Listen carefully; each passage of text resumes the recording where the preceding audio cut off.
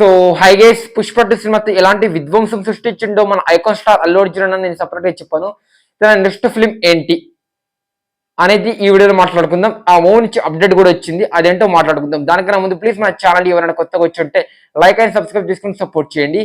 ఇది ఒక lord of war అంటే మన అల్లు అర్జున్ అన్న త్రివిక్రమ్ వీళ్ళిద్దరు కాంబినేషన్ లో వస్తున్న సినిమా ఒక మైథలాజికల్ ఫిల్మ్.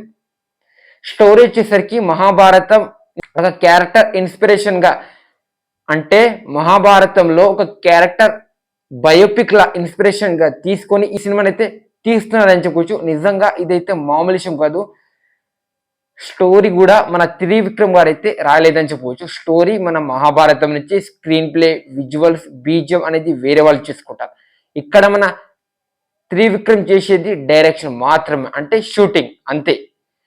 చూసుకోండి అల్లు అర్జున్ అన్న performance, Anirudh BGM, Trivikram direction ఏ లెవెల్ ఉంటుందో మామూలు ఉండదు. ఊచకోత ఆ లెవెల్ అయితే ఉంటుంది అని చెప్పొచ్చు. ఇది పుష్ప 2 తర్వాత మన అల్లు అర్జున్ అన్న చేస్తున్న ఫిలిం ఒక మైథలాజికల్ ఫిలిం. అంటే మన మహాభారతంలో ఒక కార్తికేయ అని ఒక క్యారెక్టర్ గా ఇన్స్పిరేషన్ గా తీసుకొని ఈ సినిమాని అయితే నిర్మిస్తున్నారని చెప్పొచ్చు. ఈ సినిమా కోసం ఈగర్లీ వెయిటింగ్.